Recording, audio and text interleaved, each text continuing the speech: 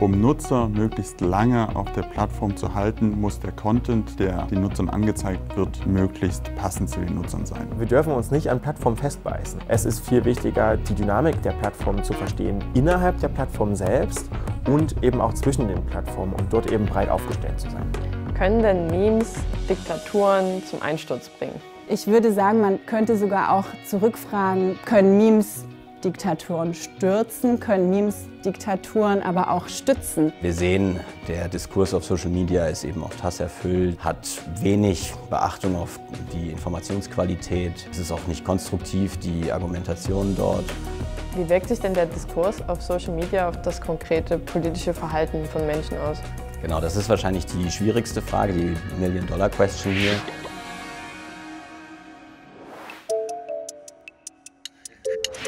Gemeinschaftsgarten und wir haben gerade die Erstbefüllung. Als ich meine allerersten Social-Media-Accounts hatte, da wurden auf Instagram hauptsächlich Essensbilder gepostet und TikTok hieß noch Musical.ly. Alles war irgendwie harmloser damals. Seither hat sich nämlich einiges verändert. Social Media hat sich zu einem mächtigen Instrument der Meinungsbildung entwickelt. Was der Algorithmus damit zu tun hat, wie gute politische Bildung auf Social Media funktioniert und warum sich Fake News eigentlich so gut klicken, das will ich in der heutigen Folge herausfinden.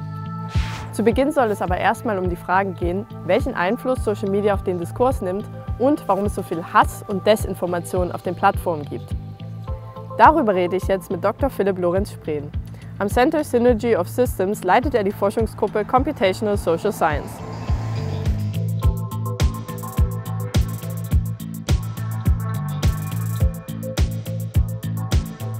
Warum verbreiten sich denn Hassrede und Fake News in den sozialen Medien so schnell? Das liegt an einer Mischung aus psychologischen Faktoren und algorithmischer Verstärkung. Wir Menschen achten natürlicherweise mehr auf zum Beispiel negative Informationen. Das hat auch gute Gründe, ist also gar nicht irrational, weil eine Gefahr ist oft wichtiger als irgendwie eine positive Nachricht. Das Problem ist, dass dann der Algorithmus das lernt und das Ziel des Algorithmus ist, Aufmerksamkeit zu maximieren. Das bedeutet also, dass sich das dann gegenseitig verstärkt. Währenddessen bei Falschnachrichten sehe ich das eher so als Nebeneffekt von diesem Ganzen, weil für unsere Aufmerksamkeit ist es nicht so wichtig, ob eine Nachricht wahr oder falsch ist. Und dadurch, dass der Algorithmus dann solche Nachrichten aber verstärken kann, gibt es solche Wiederholungseffekte. Und ein psychologischer Mechanismus hier ist, dass wenn wir eine Nachricht immer öfter sehen, dann verfestigt die sich auch und wir glauben der mehr. Und das in Kombination führt dann dazu. Seit 2012 hat sich die weltweite Zahl der NutzerInnen sozialer Medien mehr als verdreifacht. 2025 nutzen 5,2 Milliarden Menschen Social Media, knapp 2/3 der Weltbevölkerung. Bei den 14- bis 29-jährigen Deutschen sind besonders Instagram, TikTok und Snapchat beliebt. Die Gruppe der 30- bis 49-jährigen bevorzugt Facebook und Instagram.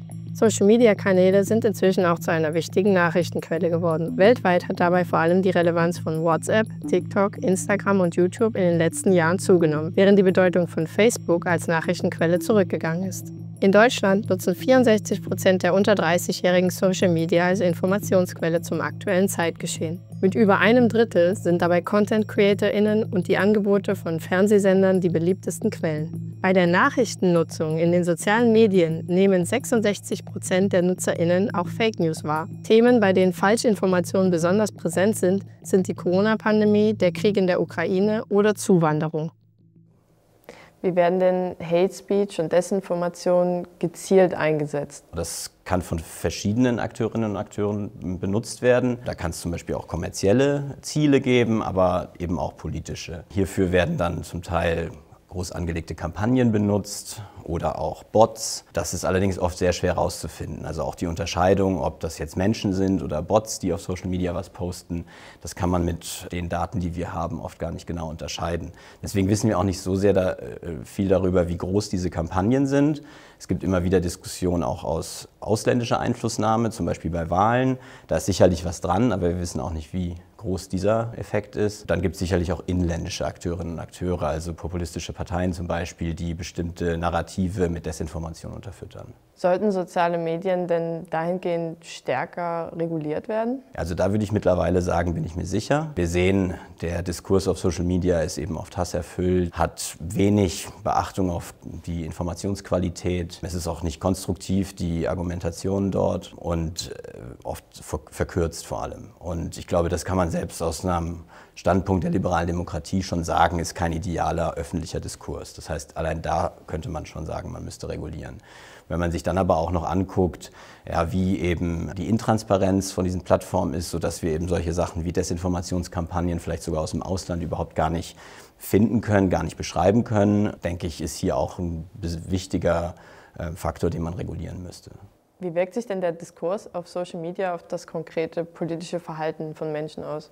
Genau, das ist wahrscheinlich die schwierigste Frage, die Million-Dollar-Question hier. Wir sind da dran und arbeiten daran, wie wir eben diese Verbindung zwischen dem Diskurs auf Social Media dann in die echte Welt sozusagen, in die Politik machen können. Wir wissen so ein paar Dinge, zum Beispiel, dass Partizipation, also politische Beteiligung in irgendeinem positiven Zusammenhang steht mit Social Media. Also Leute, die auf Social Media sind aktiver politisch.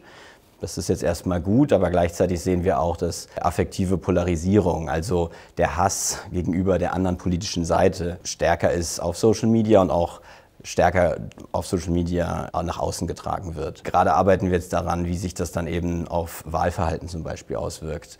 Das ist allerdings viel schwieriger noch zu messen. Was können denn NutzerInnen ganz konkret gegen Hate Speech und Desinformation machen? Ja, also erstmal relativ wenig. Wir sind relativ machtlos diesen großen Unternehmen gegenüber. Wir können relativ wenig entscheiden, was uns da gezeigt wird. Der Newsfeed, der wird uns da mehr oder weniger präsentiert. Es gibt so ein paar Dinge, die man tun kann. Man kann zum Beispiel Hassrede melden, man kann auch Leute blocken. Aber auch das hängt wiederum von den Plattformen oft ab und da ändern sich die Regeln immer mal wieder. Zum Beispiel letztens auf X oder Twitter haben sich da die Regeln auch geändert. Wir sind eigentlich in einer großen Abhängigkeit als Einzelpersonen dieser Plattform gegenüber. Deswegen denke ich, über die Regulation müssen wir da eigentlich ran. Allerdings kann man schon auch als Einzelperson ein bisschen was tun. Man kann zum Beispiel sich angewöhnen, dass wenn man eine Meldung sieht, dass man eine Suchanfrage macht zu dieser Meldung und guckt, wie viele Quellen stimmen hier überein. Also das Internet selbst nutzen, um sozusagen diese Vielfalt an Quellen zu vergleichen, um dann sich selbst ein Urteil zu bilden. Wenn man jetzt auf Wahlen schaut, gibt es da schon Hinweise, dass Social Media da konkret einen Einfluss hat? Dass es da einen Einfluss gibt, da bin ich mir persönlich ziemlich sicher. Das zu messen und zu quantifizieren ist eben ziemlich schwierig, vor allem kausal, also dass wir sagen können, Social Media verursacht bestimmtes Wahlverhalten. Wir haben aber natürlich einige Datenpunkte, die man auch einfach sehen kann. Zum Beispiel, dass die AfD sehr erfolgreich ist auf bestimmten Plattformen, zum Beispiel TikTok. Junge Leute sind auf diesen Plattformen und dann sieht man auch im Wahlverhalten da gewisse Tendenzen. Die jetzt aber diese Korrelation einfach als eine Kausalität zu verstehen, dass das sozusagen, da sind wir noch nicht. Der Familienhintergrund spielt eine Rolle, aber auch die ökonomische Situation und all solche Dinge und sicher auch für junge Leute. Deswegen denke ich, ist es da zu kurz gefasst, diesen direkten Zusammenhang zu sehen. Aber wir müssen zum Beispiel auch verstehen, wie Social Media dann solche Tendenzen verstärkt. Bei der Verbreitung von Hass und Fake News spielen die Algorithmen der großen Social-Media-Plattformen eine entscheidende Rolle. Sie stehen im Verdacht, Filterblasen zu verstärken und populistische Inhalte zu pushen. Über ihre genaue Funktionsweise ist jedoch nur sehr wenig bekannt. An der Professur für Algorithmik der TU Dresden forscht Dr. Johannes Pahlke. Er verrät mir jetzt gleich, wie ein Algorithmus eigentlich funktioniert und was das Besondere bei Social Media ist. Wie könnte denn so ein Algorithmus auf einer Social-Media-Plattform funktionieren? Der Algorithmus, der versucht ja, die Leute zusammenzubringen, also den Nutzer mit dem Content. Und dazu klassifiziert üblicherweise der Algorithmus die Nutzer und den Content, um dann eine Überschneidung hinzukriegen. Es gibt verschiedene Art und Weisen, wie man solche Nutzer klassifizieren kann. Ursprünglich wurde es ganz einfach gemacht, wurde einfach gesehen, okay, was sind die groben Sachen, die wir über den Nutzer wissen, männlich, weiblich, wo kommt er her, Hautfarbe, Haarfarbe. Und danach konnte man den Nutzer vielleicht klassifizieren. Dann vielleicht auch, was für Dinge er geliked hat.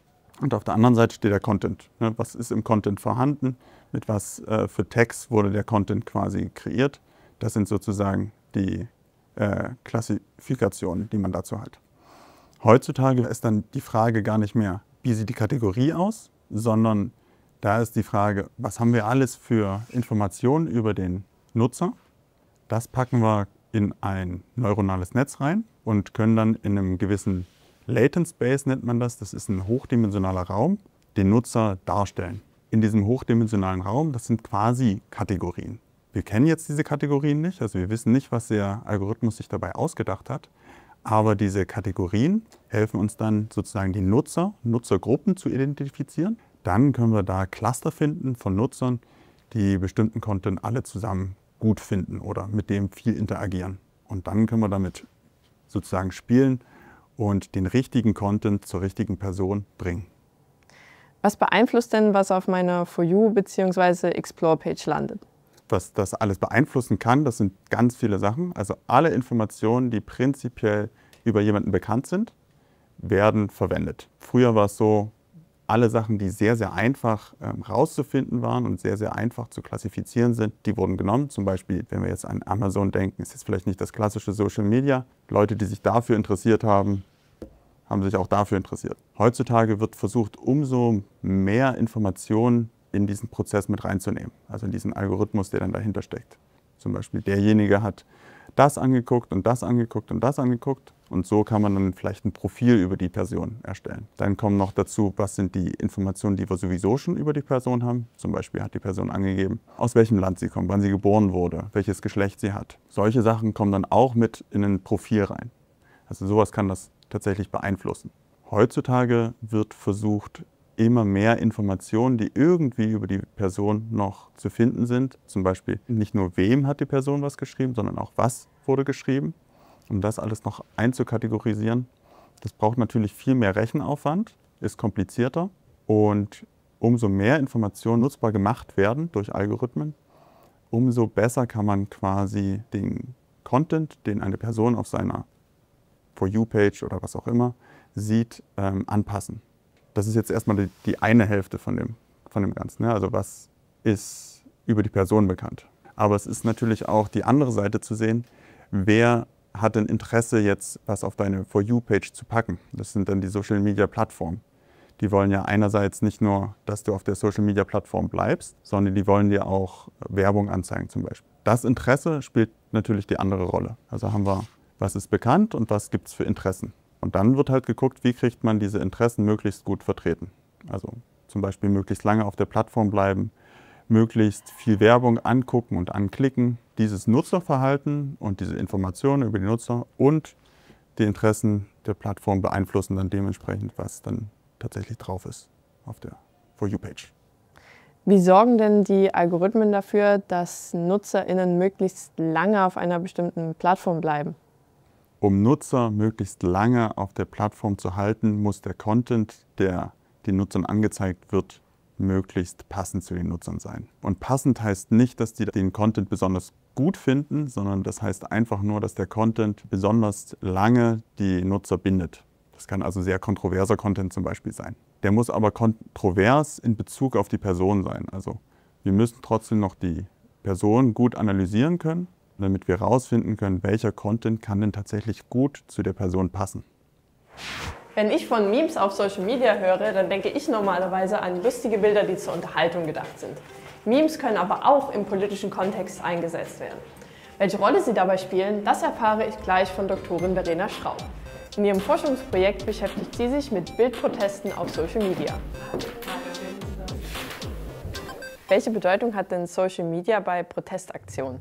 Protestaktionen finden heute natürlich nicht mehr nur auf der Straße statt, sondern vermehrt auch im digitalen Raum. Da spielen eben auch Bilder eine ganz zentrale Rolle. Das ist was wir uns in unserem DFG-Forschungsprojekt eben auch angucken. In den sozialen Medien sind natürlich auch dementsprechend eine ganze Reihe an neuen Formen des Aktivismus entstanden. Und Memes ist eine Form dieser neuen aktivistischen Praktiken. Als ein Beispiel, inwiefern das eben auch heutige Proteste prägt, könnte man die iranischen Frau Leben Freiheit Proteste anführen. Im September 2022 war der Auslöser dafür ja der Tod von Mahsa Amini, die im Polizeigewahrsam verstarb, nachdem die Sittenpolizei sie verhaftet hatte, weil sie ihren Hijab nicht ordnungsgemäß trug. Daraufhin gingen ganz viele Frauen, aber auch Männer auf die Straße im Iran, um gegen die Unterdrückung von Frauen und gegen das repressive Regime zu protestieren.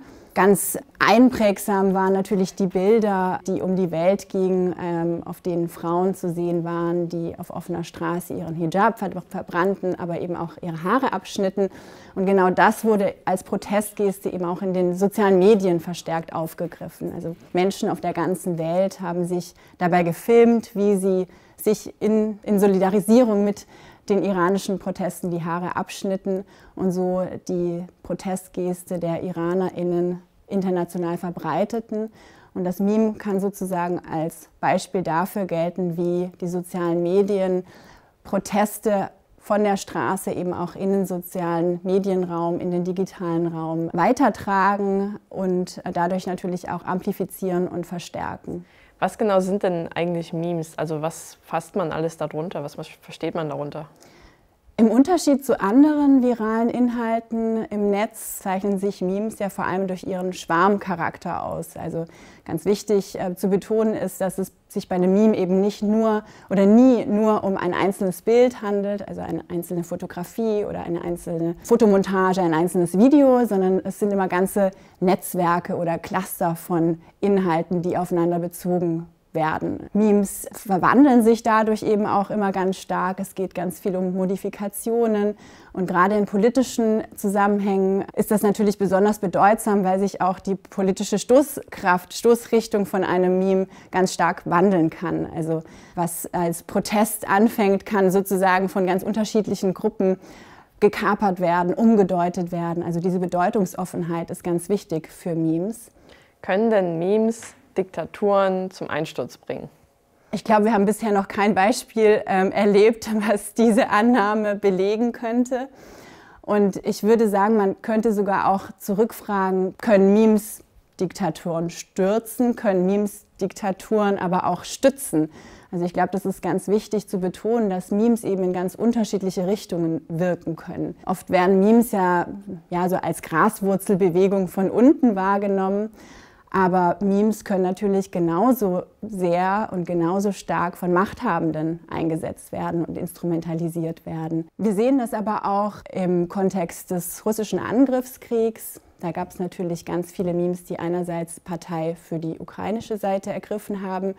Es gab aber auch gerade zu Beginn des russischen Kriegs Memes auf TikTok, die die Seite Putins stark gemacht haben. Also man sieht, dass Memes eben nicht nur als Graswurzelbewegung von unten funktionieren, sondern von ganz unterschiedlichen Seiten auch politisch instrumentalisiert werden. Gibt es denn Unterschiede zwischen Ländern mit und Ländern ohne Zensur? Ein gutes Beispiel ist da vielleicht China. Also da gab es ganz viele Memes, die auch genau dafür eingesetzt wurden, um Zensur zu umgehen. Wenn wir uns zum Beispiel dieses sehr ikonische Bild ansehen des Mannes, der 1989 auf dem Tiananmen-Platz in Peking sich einem ganzen Konvoi von Panzern entgegenstellte. Das ist ein Bild, was in China bis heute verboten ist, also auch die Erinnerung an das Massaker, das eben 1989 dort stattgefunden hat. Und UserInnen im Netz haben durch Memes Wege und Mittel gefunden, um dieses Bild und eben auch dieses Massaker trotzdem zu gedenken, indem sie zum Beispiel die Panzer durch gelbe Quietscheenten ersetzt haben oder auch durch andere Objekte, um sozusagen dieser Zensur zu umgehen. Also da können Memes durchaus dann auch auf diese Art und Weise eine Rolle spielen. Dass Social Media ein Ort ist, wo viele Falschinformationen kursieren und Populismus an der Tagesordnung ist, darüber habe ich ja bereits mit Philipp Loritz-Spreen gesprochen. Gleichzeitig werden über Instagram und Co. aber auch politische Informationen an Zielgruppen gebracht, die sonst nicht damit in Kontakt kommen würden. Ich treffe jetzt Paul Hübler von der John Dewey Forschungsstelle für die Didaktik der Demokratie, kurz JODID. Er erklärt mir, wie politische Bildung auf Social Media aussehen kann.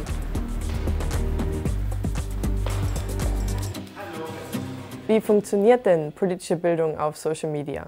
Also bei politischer Bildung auf Social Media können wir nicht sagen, dass es den einen Way to go gibt. Wir haben dort unterschiedliche AdressatInnen und die haben unterschiedliche Bedürfnisse und die wollen wir natürlich aus unserer Perspektive der politischen Bildung bespielen, je nachdem, in welchem Bereich wir abzielen. Was wir sagen können, wir sollen auf jeden Fall niedrigschwellig unterwegs sein, diese AdressatInnen orientieren und das können wir am besten, wenn wir problemorientiert sind, wenn wir exemplarisch sind.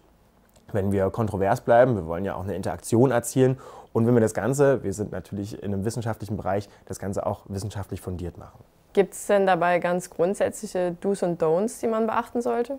Also wir haben die Niedrigschwelligkeit bzw. die Zielgruppenorientierung konkret an der Frage. Wir haben natürlich auch einen Punkt von Schnelligkeit. Also ein Redaktionsplan ist ganz nett, aber man muss immer bereit sein, ihn umzuwerfen. Und was wir festgestellt haben für uns, es ist gut, wenn man einen Background aus dem Bereich hat. Also wenn wir als Forschungsstelle im Bereich der politischen Bildung Angebote auf Social Media machen, dann ist es immer gut, wenn wir diesen Background direkt haben. Wenn das WissenschaftlerInnen machen, die politische Bildung studiert haben. Und das heißt natürlich nicht nur, dass WissenschaftlerInnen das machen sollen, also das gilt für unseren konkreten Bereich. Was wir aber damit ausdrücken wollen, ist, dass Leute, die in ihrem Feld den Background haben, wenn es zum Beispiel politische Bildung für die Kinder- und Jugendhilfe ist, dann sollen die aus diesem Bereich kommen. Wenn es historische Bildung ist, dann sollten die aus diesem Bereich kommen. Also nur so kann ich eine wirklich authentische und konsistente politische Bildung anbieten. Und welche Don'ts es gibt, da gibt es ein paar und da haben wir zum einen, dass politische Bildung nicht überrumpelt, also wir zwingen keine Meinung auf, wir sind immer kontrovers, das was in Wissenschaft und Gesellschaft kontrovers ist, gilt auch so behandelt zu werden. Und wir sind gleichzeitig aber nicht neutral. Das ist ein großer Irrtum, der angenommen wird. Wir machen wertgebundene politische Bildung an den Grund- und Menschenrechten, die verfassungsmäßig verbrieft sind. Und deswegen müssen wir auch jeder Menschenfeindlichkeit widersprechen und das dürfen wir auch. Was man noch als Don't hat, kein Dogmatismus. Also sich nicht an Perfektion festbeißen, sich nicht an Redaktionsplänen festbeißen. Man kann auch manchmal sein CD brechen. Wir sind übrigens der TU sehr dankbar, dass wir unser eigenes CD haben dürfen, weil das uns unsere Freiheit gibt, wie wir uns eben ausdrücken können. Und Fehler passieren. Denken wir an unsere Professorin, die diagnostizierte Legasthenie hat und die auch Posts mit Rechtschreibfehlern raushaut. Da gibt es Leute, die beschweren sich dann darüber, aber diese Posts ziehen trotzdem sehr doll, wenn der Inhalt stimmt. Und das ist, glaube ich, wirklich der Punkt, Fokus auf dem Inhalt, auf die Gestaltung, was ich ausdrücken will und sich nicht an Perfektion festbeißen. Und auf welchen Plattformen findet das statt? Naja, wir dürfen uns nicht an Plattformen festbeißen. Also wir haben da eine Fluktuation in den Plattformen, denken wir an Twitter oder jetzt heißt es ja X. LinkedIn ist mittlerweile viel größer geworden. Also wir sehen da eine Entwicklung und wichtig ist, sich nicht an Plattformen festzubeißen. Es ist viel wichtiger, die Dynamik der Plattformen zu verstehen, innerhalb der Plattform selbst und eben auch zwischen den Plattformen und dort eben breit aufgestellt zu sein. Gibt es denn auch positive Beispiele für politische Bildung auf Social Media? Das ist gar nicht so einfach. Wir sind ja vor allem mit dem Fokus auf Sachsen unterwegs und wir haben dort mal rumgeguckt und wir sehen immer noch, dass viele ihre Social-Media-Accounts als Veranstaltungskalender benutzen. Und das ist schade, aber gleichzeitig haben wir natürlich auch ein paar Beispiele auch außerhalb Sachsens gefunden. Also gucken wir in die Erinnerungskultur rein. Dort haben wir einmal den Kanal Keine Punkt Erinnerungskultur. Ein sehr spannender Kanal im TikTok- bzw. Reel-Kurzvideo-Format gehalten. Und sehr konsistent. Und gleichzeitig auch in diesem Bereich der Erinnerungskultur können wir die Bildungsstätte Anne Frank nennen. Dort muss man sagen, die machen was ganz anderes, sind aber genau in diesem Thema auch unterwegs. Also sie machen beide was sehr Konsistentes und das ist wichtig für gute Social-Media-Arbeit. Und ansonsten können wir bei uns auf die TU gucken. Dort haben wir ja auch eine eigene Person vorzuweisen. Also wenn wir an den Fußballlinguisten denken, der sich gerade Wahlprogramme anschaut und die linguistisch analysiert, dann können wir auch sagen, das ist auch eine Form von guter politischer Bildung. Also es ist super vielfältig und super breit. Und damit kehre ich jetzt wieder in die reale Welt zurück. Denn wie wahrscheinlich die meisten von euch verbringe ich am Tag viel Zeit in den sozialen Medien. Ich finde es manchmal echt erschreckend, wie viel Zeit beim Reels gucken eigentlich so drauf geht. Der Algorithmus lernt mich anhand der Informationen über mich und mein Verhalten so gut kennen, dass er mir genau den Content präsentiert, der mich möglichst lange auf der Plattform hält. Besonders kontroverse Inhalte erzielen dabei viel Aufmerksamkeit. Dadurch bekommen einerseits Protestaktionen wie die iranische Frau-Leben-Freiheit-Bewegung auf der ganzen Welt Gehör. Auf der anderen Seite klicken sich negative Nachrichten aber besonders gut. Der Wahrheitsgehalt spielt dann gar keine große Rolle mehr. Hassrede und Fake News können sich dadurch in den sozialen Medien sehr schnell verbreiten und in politischen Kampagnen gezielt eingesetzt werden. Da NutzerInnen dagegen so gut wie machtlos sind, werden die Forderungen nach einer stärkeren Regulierung von Social Media immer lauter. Gleichzeitig ist die Vermittlung von niedrigschwelliger politischer Bildung auf Instagram, TikTok und Co. in diesen Zeiten wichtiger denn je. Das war's auch schon wieder für diese Folge der Guten Frage. Wenn es euch gefallen hat, dann lasst uns doch gerne ein Like und ein Abo da. Falls ihr Lust habt auf einen Gute-Frage-Marathon, dann kommt ihr hier oben zur letzten Folge zum Thema nachhaltiges Bauen und hier unten gelangt ihr zu einem weiteren Video von unserem Kanal.